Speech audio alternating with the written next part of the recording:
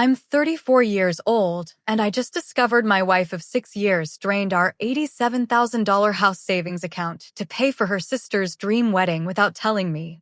She handed me vendor invoices expecting me to get a loan to replace the money like it was no big deal. Before we start, tell me where you're watching from and what time it is there.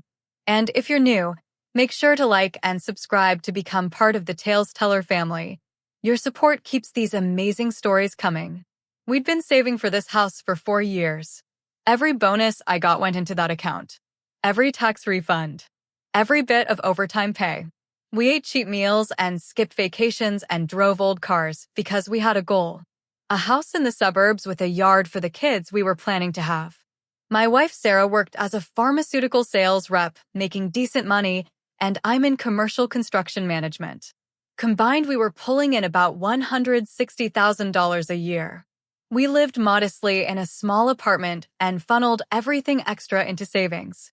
The account was joint, but we had an agreement.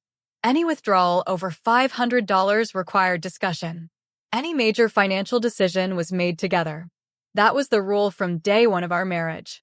We were a team. Sarah's younger sister Emma got engaged 14 months ago to some guy she'd been dating for barely a year. He worked in his dad's car dealership. She was a part-time yoga instructor. Neither of them had any real money, but Emma had always dreamed of a fairy tale wedding. The kind you see on Instagram with crystal chandeliers and designer dresses and destination bachelor parties. Sarah started getting involved in the planning immediately. She was the maid of honor and took it seriously. Too seriously, I'd realize later. She'd spend hours on the phone with Emma talking about venues and flowers and color schemes. I didn't think much of it. Sisters being close. Helping with wedding planning, totally normal stuff. Then about 8 months ago, Sarah mentioned Emma was stressed about wedding costs. Her fiancé's parents had offered $10,000, but that was nowhere near enough for what Emma wanted.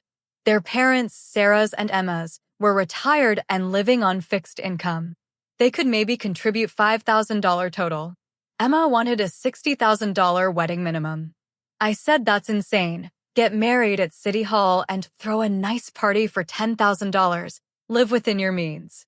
Sarah got defensive and said not everyone wants a courthouse wedding. Emma deserved her special day. She'd only get married once, hopefully. I said hopefully is doing a lot of work in that sentence given they barely know each other, but whatever. Not my circus, not my monkeys. Let them figure it out. What happened next would completely shatter everything I thought I knew about my wife and her priorities. Sarah started acting strange about 6 months ago. Secretive with her phone. Vague about where money was going. We'd always been transparent about finances, but suddenly she was defensive when I asked about charges on our credit card. Little things. A $200 charge here, $350 there. She'd say it was work expenses she'd get reimbursed for or gifts for family or just stuff we needed. I trusted her so I didn't push it. We were still contributing to savings.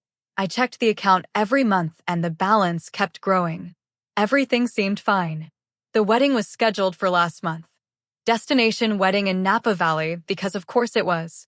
Sarah flew out 4 days early to help with final preparations. I couldn't get the time off work, so I was flying in the day before.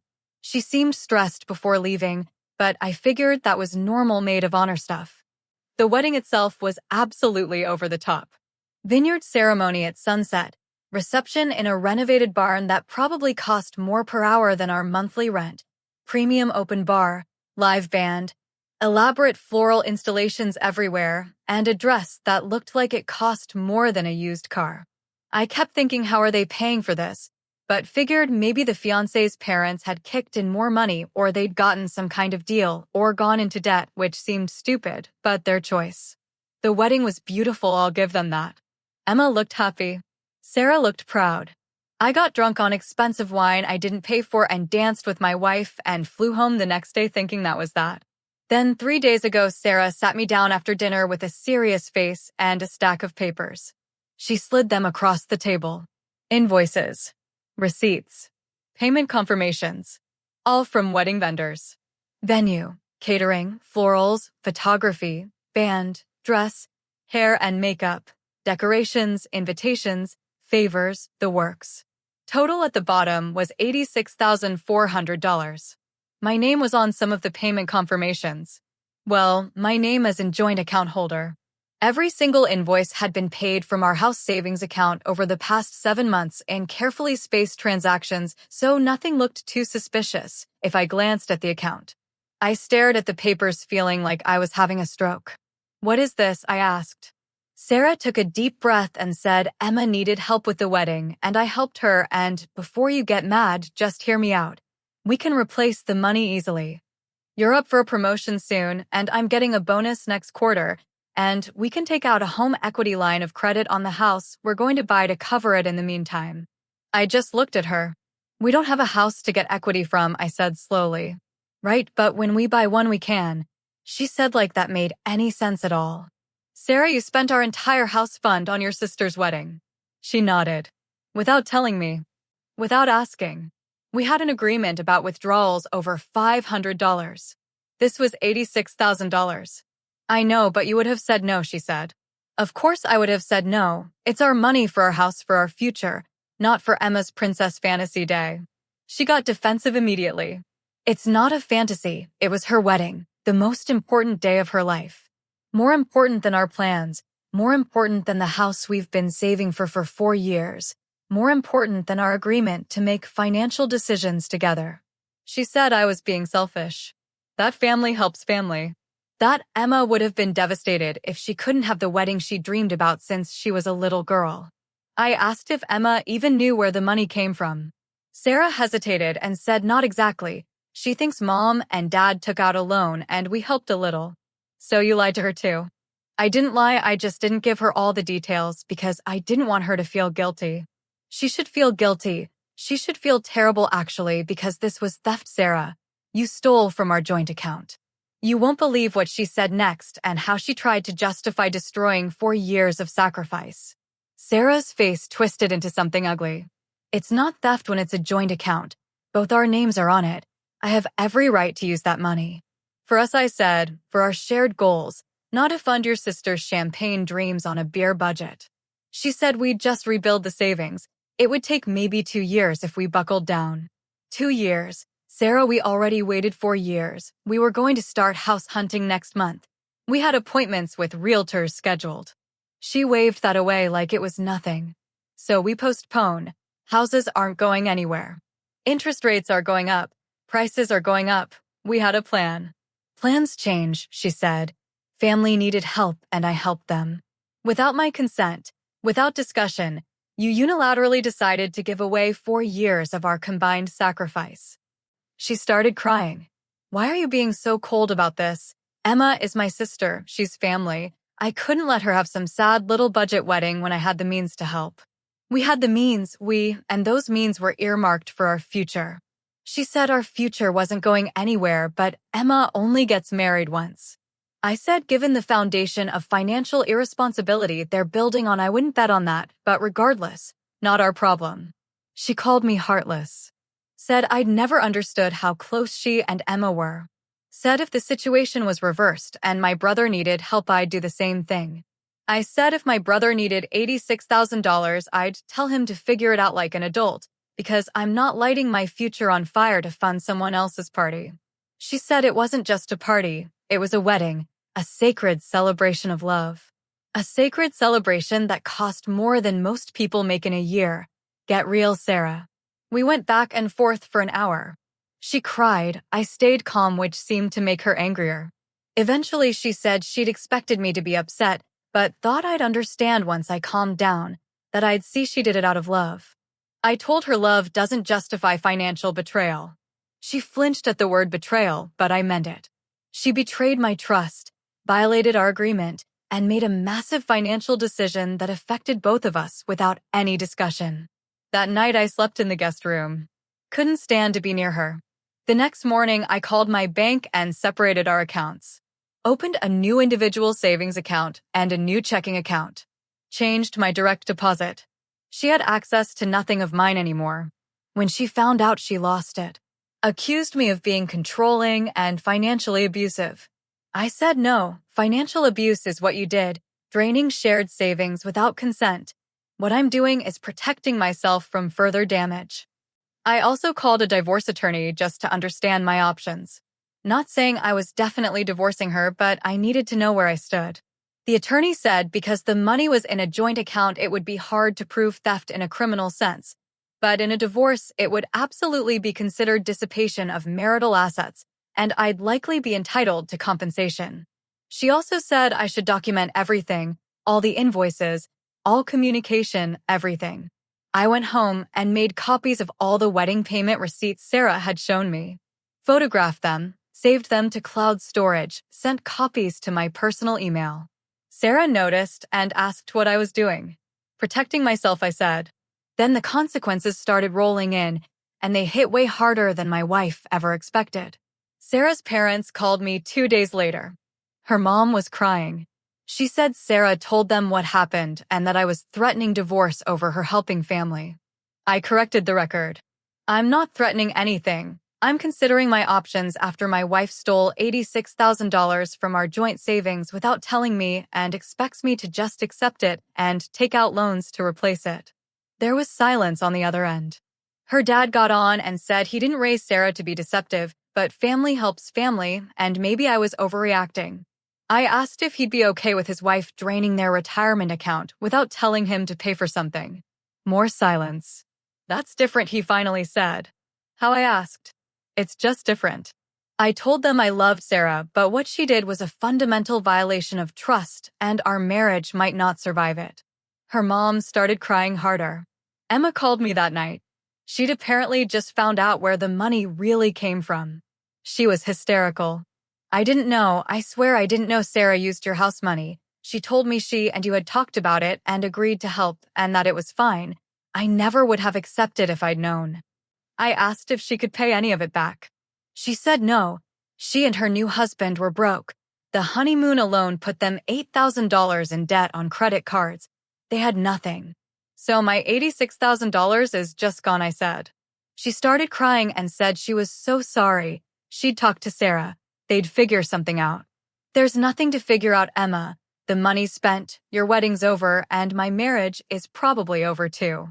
She begged me not to divorce Sarah. Said Sarah did it out of love for her, that Sarah had always taken care of her growing up, that this was just Sarah being protective. I said Sarah can be protective with her own money, not ours. Emma said she'd try to pay me back somehow over time. I told her not to bother. I didn't want payments stretched over 20 years. I just wanted her to understand the consequences of accepting money you can't afford to spend. My brother found out through family gossip and called me. He was furious on my behalf. Dude, you have to divorce her. She stole from you. That's insane. You can't trust someone who'd do that. I said I didn't know yet what I was going to do. He said if his wife ever pulled something like that, he'd be gone immediately, no second thoughts. But it's easy to say that when you're not the one living it. Sarah started love bombing me. Apology notes left around the house. My favorite meals cooked for dinner. Promises that she'd make it right, that we'd rebuild the savings together faster than before, that she'd take on extra work, that she'd do anything. I asked if anything included a postnuptial agreement specifying separate finances going forward. She looked horrified. You want a postnup? If we stay married, yes, I want legal protection against this ever happening again. She said that was insulting, that it meant I didn't trust her. You're right, I said. I don't trust you. You proved you're not trustworthy. So if we're staying together, we're doing it with legal safeguards. She cried and said she couldn't believe I'd require that. Then I guess you've made your choice, I said, and walked away. Her friends started reaching out. A whole parade of people telling me I was being too harsh, that Sarah made a mistake, but she loved me, that marriages go through rough patches, that I shouldn't throw away 6 years over money. I corrected every single one of them. It's not about the money, it's about trust and respect and partnership, all of which she destroyed. And it's $86,000, not pocket change. That's life-changing amounts of money that we saved through genuine sacrifice. One friend said money can be replaced, but relationships can't. I said relationships built on lies and financial betrayal aren't worth keeping. Sarah's sister Emma sent me a long email. She said she was returning gifts from the wedding to try to get money to pay me back. I told her to stop. Returning gifts was humiliating and wouldn't put a dent in what was spent. She said she felt horrible and responsible. I said she was partially responsible for accepting money without verifying the source, but the bulk of responsibility lay with Sarah, who lied to everyone involved. Emma said Sarah was devastated and barely eating and crying all the time. I said that's what happens when your actions have consequences. But here's where it got even messier and multiple lives started falling apart because of one selfish decision. Emma's new marriage started crumbling almost immediately. Turns out her husband thought her family had paid for the wedding, and when he found out it was actually his new brother-in-law's stolen house fund, he freaked out. He felt guilty and embarrassed and said he never would have agreed to such an expensive wedding if he'd known the real situation. They started fighting constantly about money and honesty and family boundaries. 2 months after the wedding, Emma called me crying, saying they were separated. He'd moved back in with his parents. She blamed Sarah for lying about the money source and causing this mess. Sarah blamed me for not just going along with it and keeping quiet. I blamed Sarah for the entire situation because it was entirely her fault. Sarah got fired from her job. Apparently, she'd been using company resources to plan Emma's wedding, company time on personal calls, company credit card for some deposits she'd planned to pay back before reconciliation. Her employer found out during a routine audit and terminated her immediately. Now she had no income right when we needed money most. She applied for unemployment and started job hunting, but with a termination on her record, it was slow going. Without her income, we couldn't afford our apartment. I could cover it alone technically, but I didn't want to. I told Sarah she needed to move out. I'd take over the lease solo. She could go stay with her parents or Emma or figure it out, but we needed space. She refused to leave. Said it was her apartment too, her name on the lease. I said fine, then I'll leave. I found a studio across town, gave notice at our old place, moved out. Sarah had to scramble to either take over the lease herself or find a roommate or move. She ended up moving back in with her parents at 32 years old. Her parents were not happy about it. Her dad apparently gave her a harsh lecture about responsibility and marriage and poor choices. Her mom was more sympathetic but still disappointed. The family dynamics were fracturing. Emma and Sarah weren't speaking because Emma blamed Sarah for her marriage falling apart. Their parents were caught in the middle. Holiday gatherings were apparently tense and awful. I heard all this through mutual friends because Sarah and I were barely communicating except through attorneys at this point. I filed for divorce 3 months after finding out about the money. Sarah contested it, wanted marriage counseling, wanted another chance. I agreed to 3 counseling sessions just to say I tried. The counselor was actually pretty fair. Asked Sarah why she'd done it. Sarah said she felt obligated to help her sister, that she'd always been the responsible one who took care of Emma, that she didn't think I'd understand. The counselor pointed out that by not communicating, she'd guaranteed I wouldn't understand and had violated the fundamental trust of the marriage. Sarah cried through all 3 sessions.